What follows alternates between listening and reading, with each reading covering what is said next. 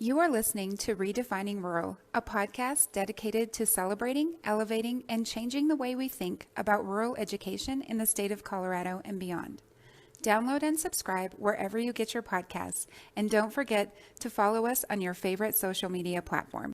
Welcome, everybody, to the Redefining Rural podcast. My name is Michelle Murphy. I am joined by my partners in crime, Kirk Banghart and Denille LePlatt, and episode 2 of our focus on the amazing work happening in rural communities. Today, we are delighted to have Ken Haptonstall. Ken is the executive director of the River BOCES and is doing some absolutely incredible and impactful work in a number of areas. But at least for today, we will start with some conversations around your journey with regard to your work-based learning work. So Ken, welcome. Thanks for taking the time. If you would, tell us a little bit about yourself and about your BOCES and your member districts so they get a sense of who and where you are. Okay. Yeah. Thank you. All three of you wonderful people for allowing me to come on and talk a little bit. Ken Haptonstall, Executive Director of River BOCES. Live in Western Colorado, live in Grand Junction, taught computer science in middle school, was a middle school principal, was a superintendent at Garfield 16 for a good number of years, superintendent Mesa County, and now landed myself as the executive director of a BOCES. And a BOCES is a kind of a whole different thing than being a superintendent. And after 5 years of doing this work, I've finally figured out what my job is most days, which is good. And most days it's about helping school districts. So our area, my BOCES members include DeBeck, Garfield 16, which is Parachute, Garfield Lorry 2, which is Rifle, Silt, and Newcastle, Roaring Fork School District, which is Glenwood Springs, Carbondale, Basalt, and then Aspen School District are all in my area, which is really kind of an interesting mix. DeBeck has about 150 kids on average. Garfield 16, about 1,000. RE2 and Roaring Fork hover above 5,000 most of the time, come close to 6,000 sometimes, till housing prices go up, and then everybody moves to Parachute. And then Aspen, of course, is about 1,000 kids. And then you have just a huge wealth swing in capacities of, the average home in Aspen is selling for a little bit over $5 million average right now. And there's a few in Quebec that might top 50 or 500,000 maybe. So yeah, just kind of a weird world. When I started as a BOCES director, one of the really big requests from our member districts was how can we start infusing CTE work back into school districts, because the pendulum had swung, as we all know, pretty heavily to that if you don't go to college, you're never going to amount to anything, and there's no way you can get a job, which I've always found a bit odd, since most of the people who own houses in Newcastle aren't doctors and lawyers and sorry, Michelle, and those kind of folks, but they're actually plumbers and electricians, and they have very nice homes and they make a really good living. But in school districts, we don't always take care of those kiddos. And, as I started the journey and the request from the superintendents to infuse this, our first thought was, hey, let's build a big tech center. Let's be like Cherry Creek, but we're going to combine all these member districts into this process where we can bus kids there and they can learn how to do all these great things, which was an interesting, thought, in that there, in talking to, RBC and a lot of those folks, there's not really been an attempt to do a multi-district bond issue to build a facility like that. So that was kind of my first, thought is, hey, let's get districts together. This is, great opportunity for people to really think about, infusing this kind of work and getting kids there. Very shortly thereafter, we hit the pandemic, so nobody was really willing to talk to me about anything. But more importantly, when I would talk to people, those people didn't exist after about 6 months, because boards and superintendents all turned over within about a 2-year time span. So even the thought of doing something like this gets much more complicated when you have the people who initially said, hey, go figure out how to build a CT center. But the need was still there. Research wise, in our area, with the exception of Aspen, about 50% of the kids don't go to college. Research would tell you that of those 50% that go to college, only about 28% of those kids graduate in 4 years. And only about half of that 28% actually work in the field they actually went to college for.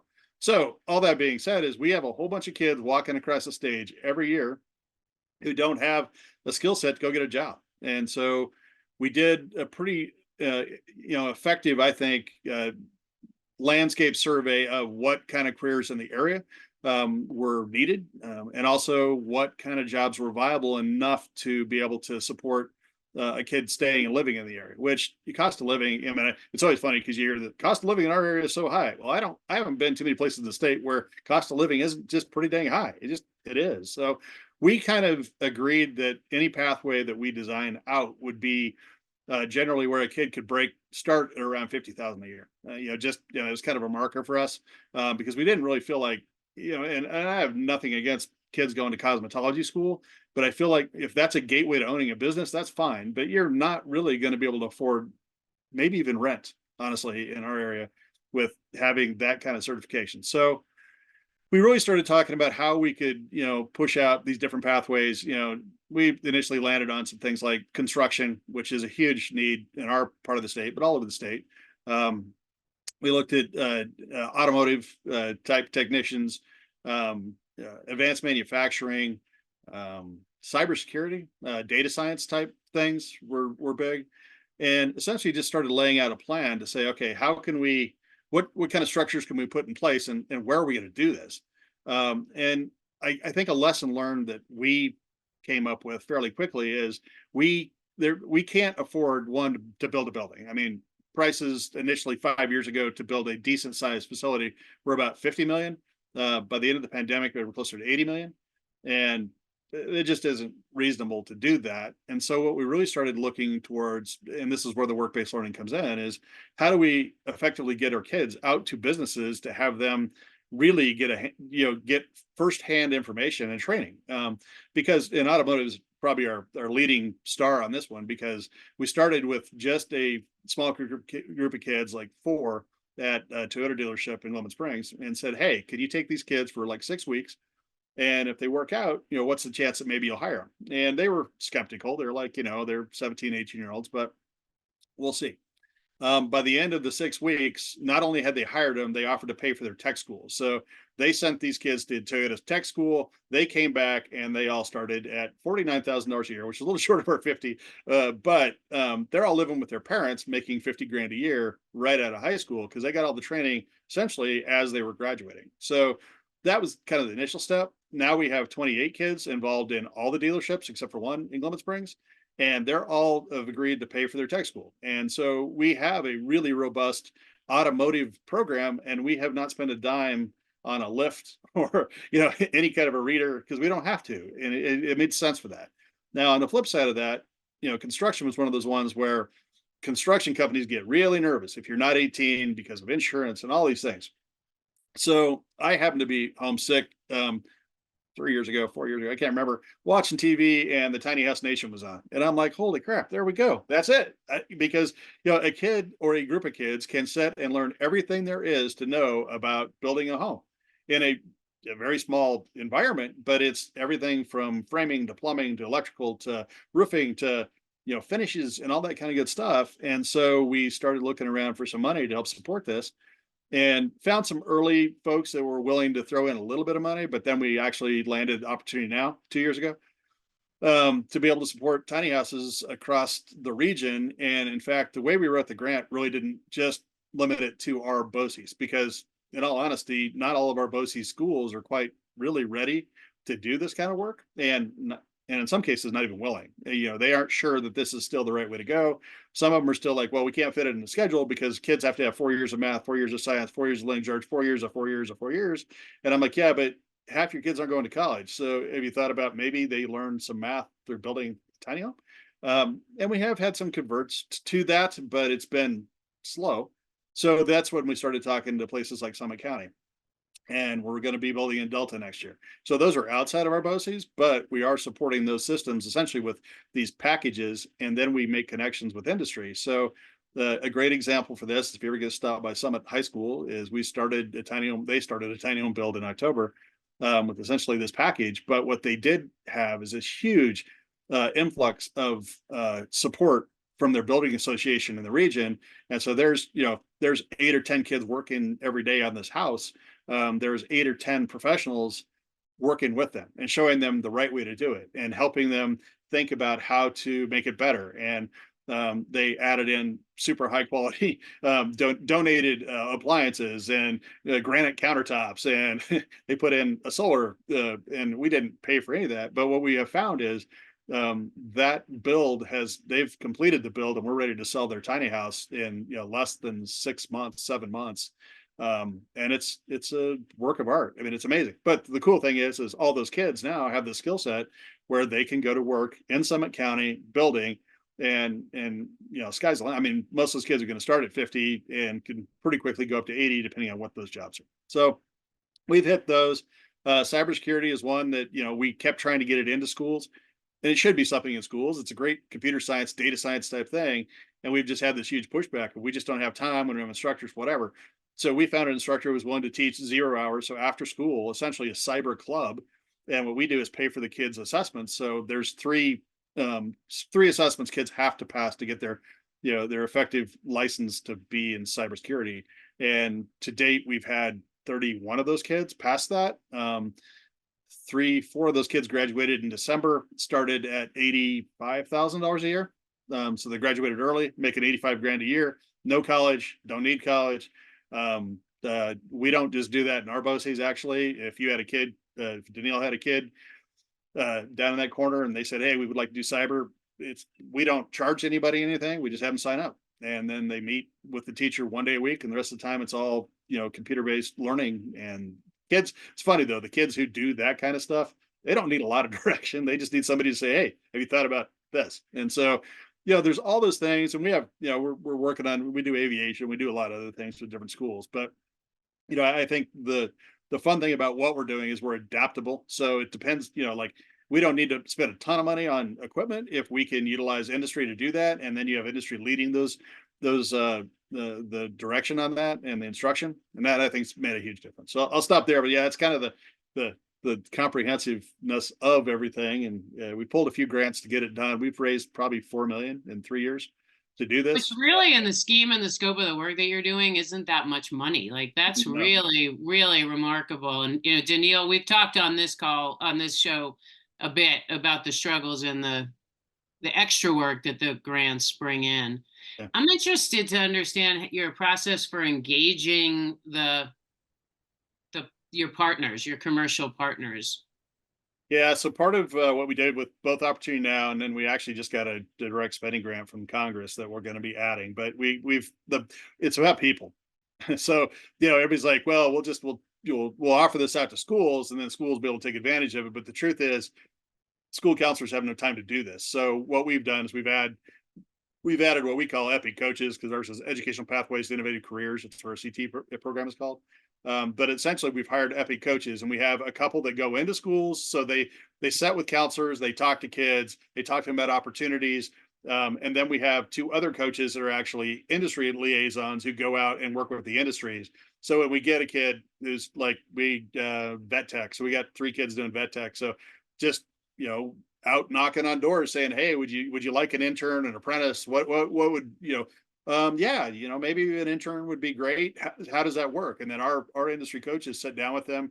We have all the paperwork, we have all the front loading of that. So we have people that are just dedicated to going to chamber meetings and going to different types of industries and saying, hey, what need do you have? And unlike CareerWise, which is kind of funny because we hired a lady who works for CareerWise half-time for us.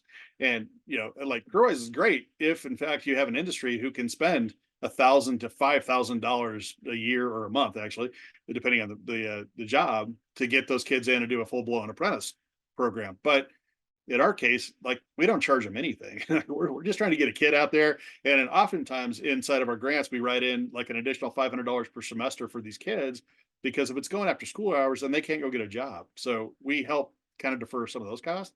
But industries, like when you say it's not going to cost you anything, we're going to be there. We do weekly check-ins with you and the kid. If there's any kind of rockiness, we take care of that. Now industries are starting to talk to industries about, have you talked to Epic? So yeah, that's kind of how we've been doing it. So Ken, it sounds like in some of the industries, like one of the barriers I think we've seen is this focus on needing an industry certification and it sounds like some of those you're working with the industry on that, or the trade school, but also it sounded like from what you were saying, some of them like the building trades, you weren't doing that. Are you finding a Yeah, balance depending on the trade of needing or not needing an actually, industry certification? yeah, it's kind of funny. So I would tell you there's probably more worry about that from a school standpoint than there is about industry. So we have a couple school districts who are like, well, we insist that every kid who goes through these programs gets NCCR or some other certification for construction trades. And if you wanted to go to Colorado Mountain College to do a follow-on program, you might need that, I guess. But the industry folks are really saying, we don't care. We just want kids to walk in the door with these skill sets. Now, the other thing we do is every kid who goes into an internship, we do what's called a durable skills training. So we take 6 weeks. People call it soft skills. I hate that term because essentially they aren't soft. They're really like important. Like, can you show up? Are you not drunk, not high? Do you know that 8 hours means 8 hours of work, not 8 hours on your phone? All those kind of good things. But we make them sit through 6 weeks of that. And if they pass that, then they go to work in the industry. But that's the only thing on our side we really do. And then we micro badge stuff. I mean, just if kids want it, they get a little smiley face, whatever. So, so really it is really, I would like to think the industries are really worried about that, but like construction, they want to know you have an OSHA 10 so you could be safe. Other than that, the truth of it is most of them are like, I've been just taking warm bodies for years. Now that you're providing me something with even more of a skill set, yeah, I'm not so worried that they have an industry thing. But again, I go back to our schools and we have superintendents who are like, yeah, we're not going to let you run any programs unless it produces an industry certification. And I'm like, well, how about if we work with the local community college to do concurrent? Because, we are providing all this curriculum, we are providing all this stuff. And as long as the community college buys into it, we've been able to leverage that, which is kind of funny too, because the community college that serves our area, actually, we have 2 communities where they do that and allow us to do concurrent, and one where they don't because the local campus dean doesn't believe in it. And I'm like, okay, well, we'll do what we can do. But yeah, that kind of, hope that answers that. Yeah, absolutely. No, that's great to hear, because it does seem like that is a barrier that keeps being brought up, but to hear that you guys are seeing kind of the opposite, is that it's not necessarily a barrier, or if people see it as one of those things can be saying, how do we get college credit for this experience, and working with a community college or a higher ed institution that will give credit as a possible for saying, well, we may not have a cert, but we can get you college credit that can be transferred if this child chooses to go on a different pathway at a different time. If, say, the vet tech isn't their future that they thought it was at that time, and they go a different route. So that's great to hear. Yeah, and I would say the other part of that, which is probably just starting to happen lately, is now these school districts who have not really been heavily involved in CT over the years are noticing there's some funding. Like, you can get CDIP funding if a kid does get a certification. Well, we have everything built in to do the certification. So, and again, that's probably much less about the kid in the industry as it is about the school district. So if, we have one school district that's like, well, if you can really say we're going to get some money back on this, which is always interesting to me, because I'm like, you're spending money on all sorts of things now that aren't being effective, but okay. So yeah, I can get you some more money, but then we actually have to have kids have, credentialed teachers teaching this. And so then we help get people CT certified, whether that's industry folks or teachers in schools. So we help pay for that as well and walk them through the process. So we can do that, but it really isn't about the kid for the most part. So.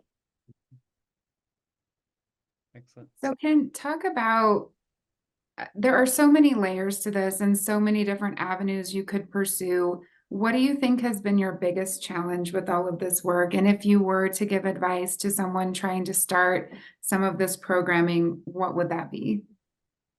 Yeah, I think the biggest challenge has been getting in schools, and really because, and again, I go back to the pendulum for so long, and our state accountability system really reflects this, is kids need to go to college. That's the bottom line. And I think counselors have been effectively told that if kids don't go to college, they're not really doing a good job in what they do, which is really unfortunate because, counselors should work in all aspects. So I think getting into schools, having conversations about what this can do for kids has been the biggest challenge. And to me, probably having a district really sit down inside their strategic plan and say, okay, all kids, does that mean all kids? And if we mean all kids, then what does that mean for all kids? So, what can we really, put out there that, yeah, college is important, and we're going to, we'll get kids ready for that.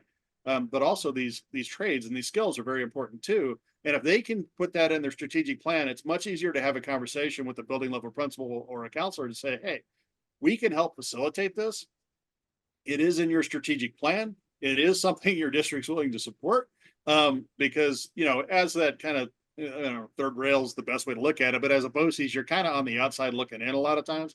And a lot of times for us, we're just like, okay, we have all these people, we have all this equipment, we have all these things we can do.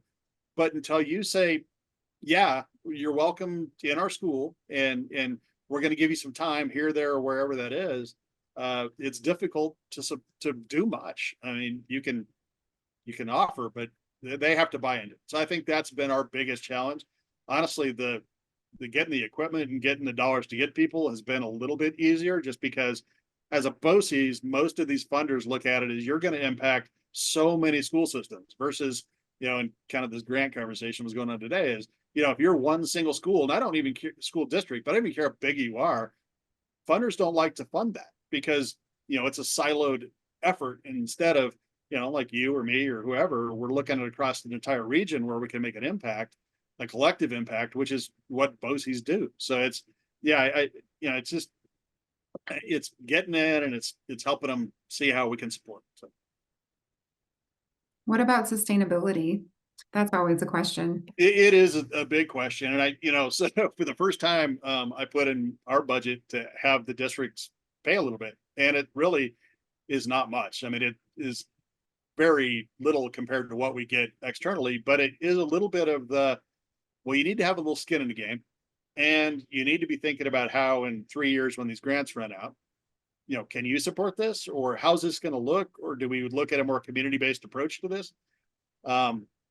Because it's a big deal. I mean, the sad thing is when I look at California, Texas, New York, Pennsylvania, they're funding these kind of programs with a lot of general fund dollars. I mean, they're putting it in there, they are making it work. And those states are outpacing us like 10 to 1. When I look at their CTE programming, their skills trades, their STEM programs, they are so much more robust, and they impact kids all over. Like, it doesn't matter if you're a poor school district, they have, tools for you to learn with. And so I guess my hope is, and it's kind of going back to that, rural co-action type conversation with the legislature, is you're missing the boat. I mean, you're missing the boat on roughly half the kids in the state. And we better start thinking about that. And I know that's going to impact overall PPR funding, because there is, the way they have it set up now, there's no more additional funding. We all know that. But prioritization of some of that funding might make a little bit more sense. But I'm not running for the legislature anytime soon, so I just get to talk loud and I don't even have a big stick. So yeah. Awesome. Well, it's definitely clear that the work that you guys are doing in the Colorado River BOCES is making an impact, even though you're not in the legislature, Ken. But sure do appreciate hearing the work that you guys are doing in the River BOCES amongst your districts and the impact that you're making with kids. So we really do appreciate you sharing the story and the journey of what's happening, and especially amongst a really diverse group of districts, because I think sometimes people, when they hear, oh, what's happening in Aspen, don't necessarily recognize that it works not just in one example, but it works across a very diverse group of districts. And so you guys are doing wonderful work, and so we really appreciate you sharing that. So thank you so much for the great work that you're doing. Yeah, thank you guys. I really appreciate the time. Kind of a funny story. So we are building a tiny house in Aspen.